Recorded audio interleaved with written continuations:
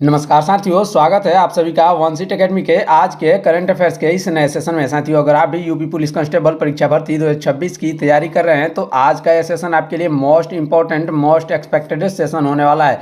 जैसा कि आप जानते हैं कि 8 जून से आपका पेपर शुरू है, तो यह करंट अफेयर्स का सेशन आज का यह बहुत ही इंपॉर्टेंट है, क्योंकि इस सिंगल सेशन से आप अपने 10 से 15 नंबर पक्के करने वाले हैं, क्योंकि ये बहुत ही इंपॉर्टेंट मोस्ट एक्सपेक्टेड आपके परीक्षा पैटर्न पर आधारित ये सारे क्वेश्चन हमने आपके लिए बनाए हैं। और लास्ट के जो 15 क्वेश्चन है वो आपके यूपी स्पेशल करंट अफेयर्स है, तो उसको जरूर देख कर जाइएगा, क्योंकि उससे बहुत सारे क्वेश्चन आपके एग्जाम में सीधे पूछे जा सकते हैं। तो चलिए शुरू करते हैं अपने पहले क्वेश्चन के साथ। हमारा पहला क्वेश्चन है, एशियाई पावर इंडेक्स 2025 में भारत को कौन सा स्थान मिला है। एशियाई पावर इंडेक्स 2025, इसमें भारत को स्थान मिला है तीसरा, ऑप्शन नंबर बी, यानी तीसरा स्थान इसमें भारत को मिला है। याद रखिएगा, एशियाई पावर इंडेक्स जो है यह कौन जारी करता है। यह जारी करता है लोवी इंस्टीट्यूट लोवी इंस्टीट्यूट जो ऑस्ट्रेलिया में है। ऑस्ट्रेलिया की लोवी इंस्टीट्यूट इसको जारी करती है। याद रखिएगा, इस इंडेक्स में पहले स्थान पर अगर बात कर जाए, अगर भारत जो तीसरे स्थान पर आया, तो पहले स्थान पर आया है अमेरिका। कौन आया है? अमेरिका जो है पहले स्थान पर आया है। और दूसरे स्थान पर चीन है। कौन है? चीन। याद रखिएगा, यह सूचकांक एशिया प्रशांत क्षेत्रों में देश की व्यापक शक्ति और संसाधनों का आकलन करता है। अगले प्रश्न की तरफ बढ़ेंगे।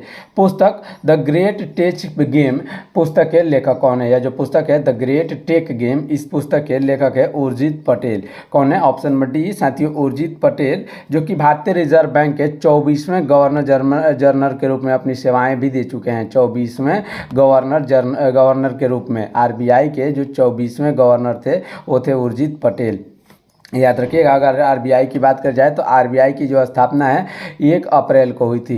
1 अप्रैल 1935 को आरबीआई की स्थापना हुई थी। चलिए बढ़ते हैं अपने अगले प्रश्न की तरफ। बहुत ही इंपॉर्टेंट प्रश्न है। अगला प्रश्न है, चुनौतियां मुझे पसंद है। यह जो पुस्तक है इसका गुजराती संस्करण लॉन्च किया गया है। यह किसके जीवन पर आधारित है? चुनौतियां मुझे पसंद है, यह Anandiben Patel, option number A, Anandiben Patel के जीवन पर आधारित एक कृति है। याद रखिएगा, ऑप्शन नंबर ए इसका बिल्कुल करेक्ट आंसर हो जाएगा। आनंदीबेन पटेल जो है उत्तर प्रदेश की राज्यपाल हैं। उत्तर प्रदेश की इस समय राज्यपाल कौन है? आनंदीबेन पटेल। याद रखिएगा, उत्तर प्रदेश की राज्यपाल। और वह गुजरात की पहली महिला मुख्यमंत्री भी रह चुकी है। इसको भी आप याद जरूर रखिएगा। चलिए अपने अगले प्रश्न की तरफ बढ़ेंगे। अगला प्रश्न, मैंने कैंसर को जीत लिया, यह जो पुस्तक है इसके लेखक कौन है? मैंने कैंसर को जीत लिया, यह जो पुस्तक है इसके लेखक है doctor पलकोंडे Vijay Anand Reddy. Option number सी साथियों इसका बिल्कुल करेक्ट आंसर हो जाएगा। ये जो पुस्तक लेखन के क्वेश्चन है ना, आपके 1 से 2 नंबर के जो है पुस्तक लेखन के क्वेश्चन जरूर आने वाले हैं। इसको ध्यान में रखकर इस क्लास को आप ध्यान से देखिएगा। मैंने कैंसर को जीत लिया, इस पुस्तक के लेखक है doctor पलकोन Vijay Anand Reddy. Option number सी साथियों इसका बिल्कुल करेक्ट आंसर हो जाएगा। चिकित्सा विज्ञान की वह शाखा जो कैंसर के निदान और उपचार से संबंधित है, इसको ऑन्कोलॉजी कहते हैं। क्या कहते हैं? ऑन्कोलॉजी इसको कहते हैं। प्रतिवर्ष 4 फरवरी को, कब? 4 फरवरी को कैंसर के प्रति जागरूकता फैलाने के लिए विश्व कैंसर दिवस मनाया जाता है। याद रखिएगा। चलिए बढ़ते हैं अपने अगले प्रश्न की तरफ। अगला प्रश्न है चौथा, लता दीनानाथ मंगेशकर पुरस्कार 2025 किसे प्रदान किया गया? यह प्रदान किया गया किसको? कुमार मंगलम बिरला को। ऑप्शन नंबर डी साथियों, कुमार मंगलम बिरला इसका बिल्कुल करेक्ट आंसर हो जाएंगे। याद रखिएगा, यह प्रथम लता दीनानाथ मंगेशकर पुरस्कार वर्ष 2022 में दिया गया था। कब दिया गया था? 2022 में देश के प्रधानमंत्री नरेंद्र मोदी को यह दिया गया था। यह पुरस्कार राष्ट्र और समाज के लिए निस्वार्थ सेवा करने वाली विभूतियों को प्रतिवर्ष दिया जाता है। अगला प्रश्न है, 68वें ग्रैमी अवार्ड में वर्ष का सर्वश्रेष्ठ गाना का खिताब किसने जीता है? वर्ष का सर्वश्रेष्ठ गाना का जो खिताब जीता है वह जीता है वाइल्ड फ्लावर ने। याद रखेंगे, option number C wild flower इसका बिल्कुल करेक्ट आंसर हो जाएगा। संगीत के क्षेत्र में दिया जाने वाला जो ग्रैमी पुरस्कार होता है, संगीत के क्षेत्र में दिया जाने वाला जो ग्रैमी पुरस्कार होता है, दुनिया का सबसे बड़ा और प्रतिष्ठित अंतर्राष्ट्रीय सम्मान है संगीत के क्षेत्र में। इस वैश्विक पुरस्कार की शुरुआत कब करी गई थी? तो इसकी शुरुआत हुई थी 1959 में। 1959 में अमेरिका के लॉस एंजल्स शहर से इसकी शुरुआत हुई थी। भारत के प्रसिद्ध सितार वादक जो थे वो पंडित रविशंकर कौन थे? रविशंकर थे, जिनको यह पुरस्कार ग्रैमी अवार्ड मिला था, जो कि पहले भारतीय थे। अगले प्रश्न की तरफ बढ़ेंगे। स्टॉकहोम जल पुरस्कार 2026 से किसे सम्मानित किया गया? स्टॉकहोम जल पुरस्कार 2026 से सम्मानित किया गया प्रोफेसर कावेह मदानी को। Option number B professor Kaveh Madani इसका बिल्कुल करेक्ट आंसर हो जाएगा। जो स्टॉकहोम जल पुरस्कार है इसे पानी का नोबेल पुरस्कार भी कहा जाता है। क्या कहा जाता है? पानी का नोबेल पुरस्कार। याद रखिएगा। इस पुरस्कार की स्थापना कब हुई थी? इसकी स्थापना हुई थी 1991 में। 1991 में स्टॉकहोम वाटर फाउंडेशन जो कि स्वीडन में है उसने इसको करी थी। इसको आप याद रखिएगा। चलिए बढ़ते हैं अपने अगले प्रश्न की तरफ। 98 में ऑस्कर पुरस्कार में बेस्ट फिल्म का पुरस्कार किसने जीता है? इसमें बेस्ट फिल्म का जो पुरस्कार जीता है वह जीता है one battle after another. One battle after another साथियों इसका बिल्कुल करेक्ट आंसर हो जाएगा। चलिए बढ़ते हैं अपने अगले प्रश्न की तरफ। इंपॉर्टेंट प्रश्न रहेगा। 68वां ग्रैमी पुरस्कार में अत्याधुनिक नेता ने अपनी ऑडियो बुक मेंटेनेंस के लिए अपना पहला ग्रैमी अवार्ड जीता है। इसका सही आंसर क्या होगा? इसका सही आंसर हो जाएगा ऑप्शन नंबर डी यानी दलाई लामा। अपने ऑडियो बुक मेडिटेशंस के लिए दलाई लामा ने जो है यह पहला ग्रैमी अवार्ड जीता है। इसको आप याद रखिएगा। 14वें दलाई लामा तिब्बती बौद्ध धर्म के सबसे बड़े आध्यात्मिक नेता है। सबसे बड़े आध्यात्मिक नेता है दलाई लामा को वर्ष 1989 में उनके शांतिपूर्ण संघर्ष के लिए नोबेल शांति पुरस्कार भी प्रदान किया गया था। चलिए अपने अगले प्रश्न की तरफ बढ़ेंगे। शिक्षा के क्षेत्र में योगदान के लिए ग्लोबल टीचर प्राइज 2026 से किस भारतीय शिक्षक को सम्मानित किया गया? किस भारतीय शिक्षक को सम्मानित किया गया? तो इसका सही आंसर हो जाएगा ऑप्शन नंबर डी यानी रूबल नागी। किसको साथियों? रूबल नागी इसका बिल्कुल करेक्ट आंसर हो जाएगा। ग्लोबल टीचर प्राइज जो दिया जाता है वो प्रतिवर्ष वर्की फाउंडेशन द्वारा, किस फाउंडेशन के द्वारा? याद रखिएगा वर्की फाउंडेशन के द्वारा यूनेस्को के सहयोग से उत्कृष्ट शिक्षकों को दिया जाता है।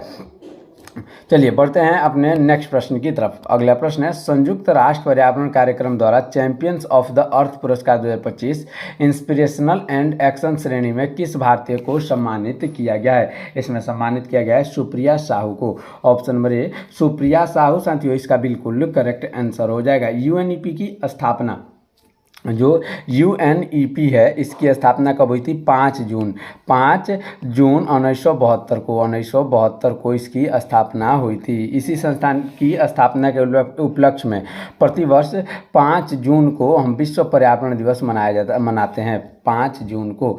अगले प्रश्न की तरफ बढ़ेंगे। बहुत ही इंपॉर्टेंट प्रश्न रहेगा। मिस यूनिवर्स इंडिया 2025 यह खिताब किसने जीता है? यह खिताब जीता है मोनिका विश्वकर्मा ने। ऑप्शन नंबर डी साथियों मोनिका विश्वकर्मा इसका बिल्कुल करेक्ट आंसर हो जाएगा। रीता फारिया, मोनिका विश्वकर्मा ने यानी ऑप्शन नंबर डी इसका बिल्कुल करेक्ट आंसर हो जाएगा। रीता फारिया वर्ष 1966 में मिस वर्ल्ड का खिताब जीतने वाली पहली भारतीय और एशियाई महिला बनी थी। पहली भारतीय और एशियाई महिला बनी थी रीता। कौन? रीता फारिया। सुष्मिता सेन ने 1994 में, याद रखिएगा, सुष्मिता सेन जो 1994 में मिस यूनिवर्स का ताज पहनने वाली पहली भारतीय महिला बनी थी। इसको याद रखेंगे। ये सारे क्वेश्चन एक्स्ट्रा फैक्ट आपके लिए बहुत ही इंपॉर्टेंट रहेंगे। चलिए अगर बात करी जाए मिस यूनिवर्स जो है प्रतियोगिता की शुरुआत कब से हुई थी? 1952 से हुई थी। कब से हुई थी? 1952 से हुई थी। अगले प्रश्न की तरफ बढ़ेंगे। 74वीं मिस यूनिवर्स विजेता फातिमा बॉस का संबंध किस देश से है? इनका जो संबंध है वो मैक्सिको से है। कहाँ से है? ऑप्शन नंबर डी साथियों मैक्सिको से इनका संबंध है। अगर मैक्सिको की राजधानी की बात करी जाए तो मैक्सिको सिटी, यानी मैक्सिको सिटी इनकी राजधानी है और इनकी मुद्रा है मैक्सिकन पेसो। कौन है? मुद्रा है मैक्सिकन पेसो। इसको आप याद जरूर रखिएगा। और चांदी के वैश्विक उत्पादन में, चांदी का जो वैश्विक उत्पादन है उसमें मैक्सिको पूरे विश्व में प्रथम स्थान पर है। मिस यूनिवर्स संगठन का मुख्यालय कहाँ है? मुख्य कार्यालय न्यूयॉर्क अमेरिका में स्थित है। अगले प्रश्न की तरफ बढ़ेंगे। आईसीसी अंडर 19 क्रिकेट विश्व कप 2026 के फाइनल में भारत ने किस देश को हराकर यह खिताब जीता? इन्होंने इंग्लैंड को हराकर यह खिताब जीता। किसको? Option number C, England. साथियों, इसका बिल्कुल करेक्ट आंसर हो जाएगा। इंग्लैंड की राजधानी लंदन है, याद रखेंगे। इंग्लैंड की जो राजधानी है वह लंदन है, इसको आप याद जरूर रखिएगा। आईसीसी की स्थापना कब हुई थी? आईसीसी की स्थापना जो हुई थी वह हुई थी 1909 में। कब हुई थी? 1909 में हुई थी। और इसका मुख्यालय इस समय कहाँ स्थित है? दुबई में है। दुबई में इसका मुख्यालय स्थित है। भारत ने अब तक सर्वाधिक बार पुरुष अंडर 19 विश्व कप का खिताब अपने नाम किया है। सबसे अधिक बार इन्होंने जीता है। कितने बार जीता है कमेंट में आप बताएंगे। अगले प्रश्न की तरफ बढ़ेंगे। विजय हजारे ट्रॉफी 2025-26 का खिताब किस टीम ने जीता है? विजय हजारे ट्रॉफी का खिताब जीता है इसको विदर्भ ने। किसने? ऑप्शन नंबर डी साथियों, विदर्भ इसका बिल्कुल करेक्ट आंसर हो जाएगा। विजय हजारे ट्रॉफी यानी यह जो विजय हजारे ट्रॉफी है भारत की एक प्रमुख घरेलू समिति यानी प्रमुख घरेलू क्रिकेट प्रतियोगिता है जो कि 50 ओवर्स का होता है, जिसे एक दिवसीय भी कहते हैं। 50 ओवर का होता है, याद रखिएगा। भारतीय क्रिकेट कंट्रोल बोर्ड यानी बीसीसीआई द्वारा यह संचालित किया जाता है और इसकी शुरुआत हुई थी 1993-94 में। 1993-94 में इसकी शुरुआत हुई थी। चलिए बढ़ते हैं अपने अगले प्रश्न की तरफ, ध्यान दीजिएगा। अगला प्रश्न है 11वां फीडे शतरंज विश्व कप भारत में कहाँ आयोजित किया गया? यह भारत में गोवा में आयोजित हुआ। ऑप्शन नंबर सी साथियों, गोवा में आयोजित हुआ। गोवा क्षेत्रफल के मामले में भारत का सबसे छोटा राज्य है। गोवा क्षेत्रफल के मामले में सबसे छोटा राज्य है, इसको आप याद रखेंगे। अगर बात कर जाए फीडे, जो फीडे की स्थापना हुई थी वो कब हुई थी? तो 1924 में हुई थी। कब हुई थी? 1924 में पेरिस में हुई थी। और इसका मुख्यालय इस समय कहाँ स्थित है? लुसाने में है। कहाँ स्थित है? लुसाने में इसका मुख्यालय है। चलिए बढ़ते हैं अपने अगले प्रश्न की तरफ, ध्यान दीजिएगा। हमारा अगला प्रश्न क्या है? प्रो कबड्डी लीग, क्या प्रो कबड्डी लीग सीजन 12 की विजेता टीम कौन सी बनी है? इसकी विजेता टीम कौन सी बनी है? तो दबंग दिल्ली। ऑप्शन नंबर बी साथियों, दबंग दिल्ली इसका बिल्कुल करेक्ट आंसर हो जाएगा। अगर बात कर जाए प्रो कबड्डी लीग यानी पीकेएल की व्यावसायिक शुरुआत पर, यानी इसकी शुरुआत पहले हो चुकी थी लेकिन व्यावसायिक स्तर पर 2014 में इसकी शुरुआत हुई थी। 2014 में इसकी शुरुआत हुई थी। कबड्डी खेल की प्रत्येक टीम में मैदान पर खेलने वाले मुख्य खिलाड़ियों की संख्या 7 होती है। कितनी? 7 होती है। इसको आप याद रखेंगे, ये क्वेश्चन बार बार पूछा जाता है। अगले प्रश्न की तरफ बढ़ेंगे। आईसीसी महिला विश्व कप 2025 का खिताब भारत ने किस देश को हराकर जीता? इसमें भारत ने दक्षिण अफ्रीका को हराकर जीता। पहली बार आईसीसी महिला विश्व कप 2025 का खिताब जो जीता है इंडिया ने जीता है। किसको हराकर? दक्षिण अफ्रीका। इसका बिल्कुल करेक्ट आंसर हो जाएगा। इसको आप याद जरूर रखिएगा। अगर बात कर जाए एक दिवसीय विश्व कप की स्थापना कब हुई थी? तो इसकी स्थापना हुई थी यानी शुरुआत हुई थी 1973 में। याद रखिएगा 1973 में इसकी शुरुआत हुई थी। चलिए बढ़ते हैं अपने अगले प्रश्न की तरफ। SAFF अंडर 17 फुटबॉल पुरुष चैंपियनशिप का खिताब किसने जीता है? इसका जो खिताब जीता है वो भारत ने जीता है। ऑप्शन नंबर ए साथियों, भारत इसका बिल्कुल करेक्ट आंसर हो जाएगा। अगर SAFF इसके पूरे नाम की बात कर जाए तो इसका पूरा नाम है साउथ एशियन फुटबॉल फेडरेशन, जिसकी स्थापना हुई थी 1997 में। कब हुई थी? 1997 में इसकी स्थापना हुई थी। अगले प्रश्न की तरफ बढ़ेंगे, ध्यान दीजिएगा। अगला प्रश्न है विंबलडन ओपन टेनिस टूर्नामेंट 2025 में पुरुष एकल का खिताब किसने जीता है? इसमें पुरुष एकल का खिताब जीता है जैनिक सिन्नर ने। ऑप्शन नंबर सी साथियों, जैनिक सिन्नर इसका बिल्कुल करेक्ट आंसर हो जाएगा। इसको आप याद जरूर रखिएगा। चलिए अपने अगले प्रश्न की तरफ बढ़ेंगे, इंपॉर्टेंट प्रश्न रहेगा। अगला प्रश्न है दादा साहेब फाल्के पुरस्कार 2023 से सम्मानित होने वाले मोहनलाल किस सिनेमा के कलाकार हैं? ये जो है वो मलयालम सिनेमा के कलाकार है। सिनेमा के मलयालम सिनेमा के कलाकार हैं। इसको आप याद जरूर रखिएगा। मलयालम भाषा मुख्य रूप से कहाँ बोली जाती है? तो यह मुख्य रूप से केरल में बोली जाती है। ऑप्शन नंबर यानी केरल इसका बिल्कुल करेक्ट आंसर हो जाएगा। अगले प्रश्न की तरफ बढ़ेंगे, ध्यान दीजिएगा। अगला प्रश्न है 79वीं संतोष ट्रॉफी जो कि एक फुटबॉल टूर्नामेंट होती है, इसका खिताब किसने जीता है? इसका जो खिताब जीता है वो सर्विसेज ने जीता है। किसने जीता है? सर्विसेज ने जीता है। संतोष ट्रॉफी भारत की सबसे पुरानी और प्रतिष्ठित राष्ट्रीय स्तर की घरेलू फुटबॉल प्रतियोगिता है। सबसे पुरानी और प्रतिष्ठित, इसको आप याद जरूर रखिएगा। इस फुटबॉल प्रतियोगिता की शुरुआत 1941 में की गई थी। 1941 में इसको की गई थी। चलिए बढ़ते हैं अपने अगले प्रश्न की तरफ, ध्यान दीजिएगा। Times women of the year 2026 की सूची में शामिल सफीना हुसैन किस संस्थान की संस्थापक है? सफीना हुसैन साथियों किस संस्थान की संस्थापक है? तो इसका सही आंसर क्या होगा, याद रखिएगा। इसका जो सही आंसर हो जाएगा ऑप्शन नंबर ए, यानी educated girls. Option number A, educated girls साथियों इसका बिल्कुल करेक्ट आंसर हो जाएगा। एजुकेटेड गर्ल्स एक गैर सरकारी एनजीओ है, गैर सरकारी एनजीओ है, जो बालिकाओं की शिक्षा और लैंगिक समानता के लिए काम करती है। इसको आप याद रखेंगे। भारतीय संविधान का कौन सा अनुच्छेद शिक्षा के अधिकार को दर्शाता है? तो अनुच्छेद 21A, याद रखिएगा। आर्टिकल 21A जो है शिक्षा के अधिकार को दर्शाता है, जिसमें 6 से 14 वर्ष के बच्चों के लिए मौलिक अधिकार बनता है। चलिए बढ़ते हैं अपने अगले प्रश्न की तरफ, ध्यान दीजिएगा। बीसीसीआई कौन सा? बीसीसीआई नमर पुरस्कार में पॉली उमरिगर अवार्ड किसे मिला है? पॉली उमरिगर अवार्ड, जिसे सर्वश्रेष्ठ पुरुष क्रिकेटर का नाम भी अवार्ड भी कहा जाता है, सर्वश्रेष्ठ पुरुष क्रिकेटर का अवार्ड कहा जाता है, यह मिला है शुभमन गिल को। किसको? शुभमन गिल को यह मिला है। प्रतिवर्ष यह बीसीसीआई द्वारा जारी किया जाता है। बीसीसीआई द्वारा प्रतिवर्ष यह पुरस्कार दिया जाता है।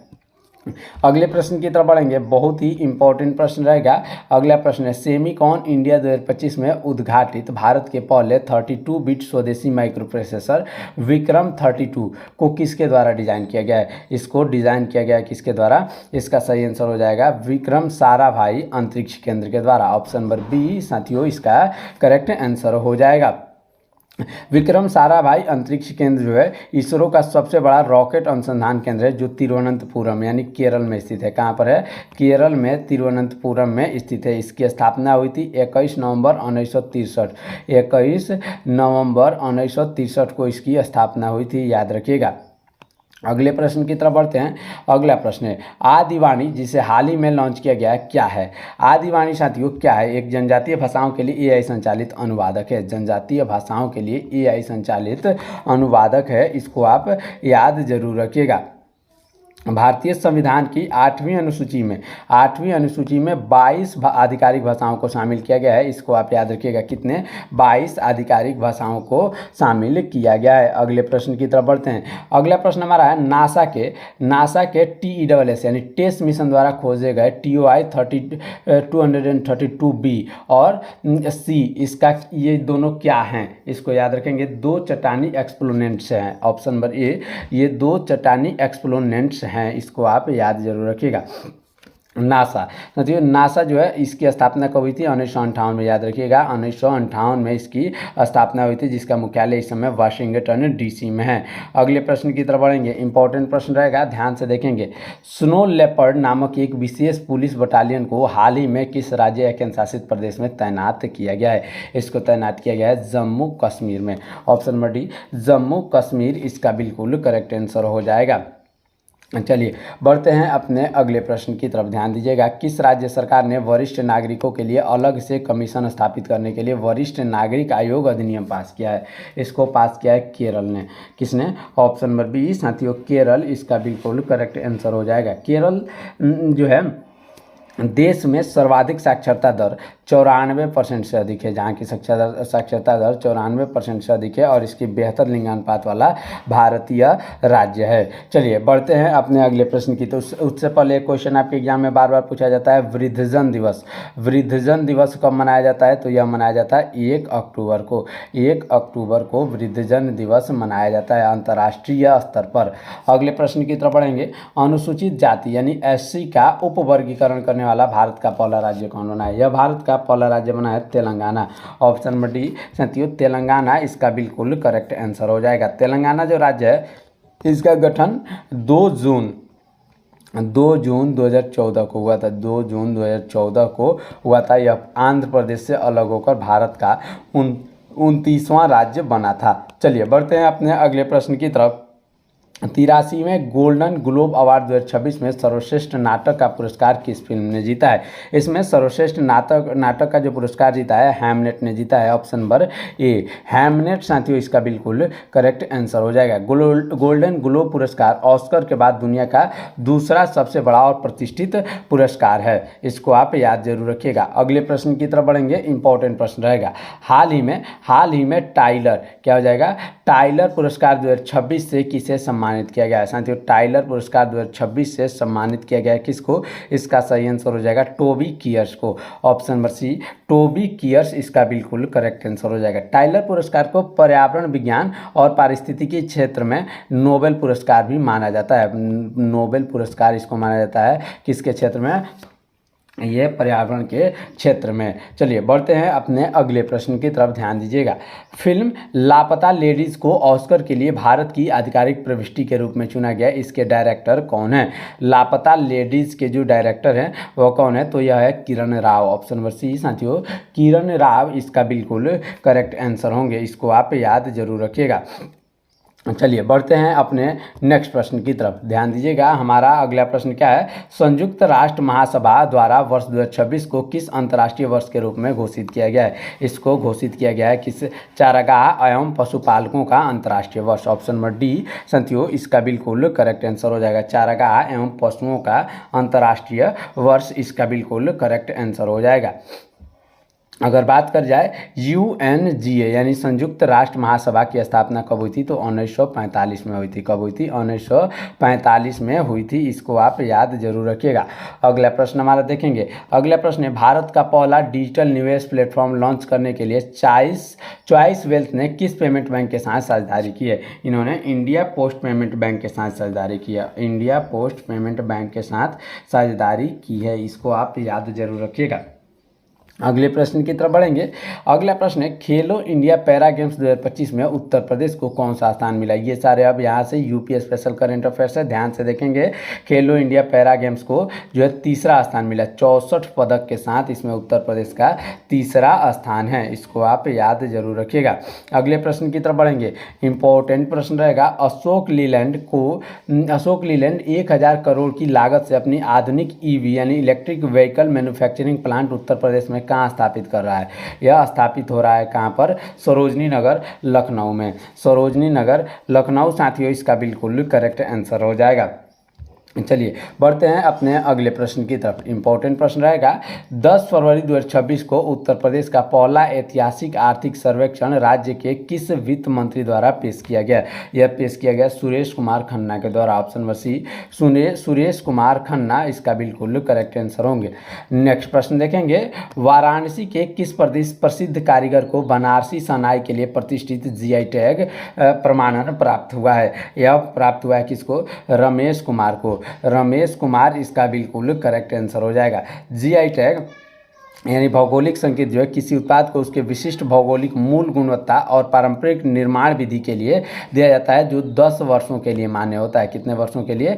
10 वर्षों के लिए मान्य होता है। चलिए अपने अगले प्रश्न की तरफ बढ़ेंगे। खेलो इंडिया पैरा गेम्स 2025 में उत्तर प्रदेश ने कुल कितने पदक जीते? तो कुल 64 पदक उत्तर प्रदेश ने इसमें जीते।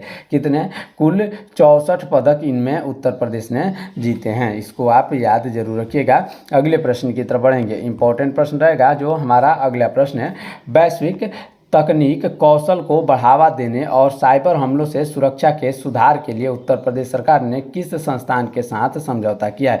इन्होंने समझौता किया है IIT कानपुर के साथ। Option number C IIT Kanpur के साथ। और IIT कानपुर की स्थापना कब हुई थी? 1959 में। याद रखिएगा इसकी स्थापना हुई थी 1959 में। उत्तर प्रदेश के औद्योगिक नगर कानपुर में इसकी स्थापना हुई थी, इसको आप याद जरूर रखेंगे। अगले प्रश्न की तरफ बढ़िएगा। नए आर्थिक सर्वेक्षण के अनुसार वर्ष 2024-25 के लिए उत्तर प्रदेश की GSDP का आकार कितना दर्ज किया गया है? GSDP का जो आकार है वह दर्ज किया गया है किस नाम? 30,25,000 करोड़ रुपए। 30,25,000 करोड़ इसका बिल्कुल करेक्ट आंसर हो जाएगा। GSDP का पूरा नाम ग्रॉस स्टेट डोमेस्टिक प्रोडक्ट है। क्या नाम है? ग्रॉस स्टेट डोमेस्टिक प्रोडक्ट यानी सकल राज्य घरेलू उत्पाद, इसको आप याद रखेंगे। अगले प्रश्न की तरफ बढ़ते हैं, ध्यान दीजिएगा। प्रसिद्ध बांस की बांसुरी को हाल ही में जीआई टैग प्रदान किया गया है। उत्तर प्रदेश के किस जिले का उत्पाद है? यह उत्तर प्रदेश के पीलीभीत का उत्पाद है। कहाँ का? पीलीभीत का उत्पाद है। इसको आप याद जरूर रखिएगा। पीलीभीत टाइगर रिजर्व को बाघों की संख्या दुगुनी करने के लिए अंतर्राष्ट्रीय TX2 पुरस्कार भी मिल चुका है। पीलीभीत में स्थित यह जो है पीलीभीत टाइगर रिजर्व है, इसको आप याद रखेंगे। अगला प्रश्न है, उत्तराखंड में आयोजित 38वें राष्ट्रीय खेलों में हैमर थ्रो स्पर्धा में उत्तर प्रदेश के लिए स्वर्ण पदक जीतने वाली अनुष्का यादव किस जिले की खिलाड़ी हैं? अनुष्का यादव जो है वो बागपत की खिलाड़ी हैं। कहाँ की? ऑप्शन नंबर बी, बागपत की खिलाड़ी हैं। इसको आप याद रखेंगे। अगला प्रश्न देखेंगे, बहुत ही इंपॉर्टेंट प्रश्न रहेगा हमारा। अगला प्रश्न है, उत्तर प्रदेश सरकार द्वारा वर्ष 2030 तक डेटा सेंटर के विकास के लिए कितनी क्षमता का महत्वाकांक्षी लक्ष्य निर्धारित किया गया है? इसका सही आंसर क्या होगा? इसका सही आंसर हो जाएगा ऑप्शन नंबर डी, यानी 5 गीगावाट, यानी 5000 मेगावाट। ऑप्शन नंबर डी इसका बिल्कुल करेक्ट आंसर होगा। चलिए बढ़ते हैं अपने अगले प्रश्न की तरफ। अगला प्रश्न है, उत्तर प्रदेश आर्थिक सर्वेक्षण के अनुसार वर्ष 2024-25 के दौरान राज्य में कुल कितने खाद्यान्न उत्पाद कितना रहा? कुल खाद्यान्न उत्पादन कितना रहा? तो इसका सही आंसर हो जाएगा 737.4 lakh metric ton. 737.4 lakh metric ton साथियों, इसका बिल्कुल करेक्ट आंसर हो जाएगा। चलिए बढ़ते हैं अपने अगले प्रश्न की तरफ। हाल ही में उत्तर प्रदेश के किस जिले की अनूठी जनजातीय शिल्पकला थारू जारदोई को जीआई टैग प्राप्त हुआ है? यह मिला है Lakhimpur Kheri. Option number A, Lakhimpur Kheri साथियों, इसका बिल्कुल करेक्ट आंसर हो जाएगा। लखीमपुर खीरी क्षेत्रफल इसका कितना है? 7680 वर्ग किलोमीटर इसका क्षेत्रफल है। चलिए बढ़ते हैं अपने नेक्स्ट प्रश्न की तरफ, ध्यान दीजिएगा। हॉकी इंडिया सीनियर चैंपियनशिप 2025 में उत्तर प्रदेश की हॉकी टीम ने मणिपुर को 5-1 से हराकर कौन सा पदक हासिल किया है? मणिपुर को हराकर इन्होंने कांस्य पदक यानी तीसरा स्थान हासिल किया है। अगले प्रश्न की तरफ बढ़ेंगे। इंपॉर्टेंट प्रश्न है हमारा, उत्तर प्रदेश की अर्थव्यवस्था में कृषि क्षेत्र का योगदान 24% से बढ़कर अब कितना प्रतिशत हो गया है? इनका योगदान 24.9 हो गया है, 24.9%। इसको आप याद रखेंगे। अगला प्रश्न हमारा लास्ट प्रश्न देखते हैं, बहुत ही इंपॉर्टेंट प्रश्न हमारा है। सर्वाधिक जीआई टैग यानी 79 उत्पाद को के मामले में उत्तर प्रदेश राज्य किस राज्य को पछाड़कर भारत में प्रथम स्थान पर आ गया है? सर्वाधिक जीआई टैग जो कि 79 मिले हैं, किसको? उत्तर प्रदेश को। या किसको पछाड़कर हाल ही में प्रथम स्थान पर आया है? तो यह पछाड़ा है तमिलनाडु को। ऑप्शन नंबर डी, तमिलनाडु को इन्होंने पछाड़कर ये पहला स्थान हासिल किया है। इस प्रकार आज की इस क्लास में हमने कुल 50 करंट अफेयर्स के क्वेश्चन को देखा, जो आपके exam oriented most important most expected question थे। आगे आने वाले अगले क्लास में और भी इंपॉर्टेंट क्वेश्चंस लेके आने वाले हैं। तब तक आपके परीक्षा के लिए बेस्ट ऑफ लक। रखिए अपना ध्यान। मिलते हैं नेक्स्ट वीडियो में। चलिए धन्यवाद।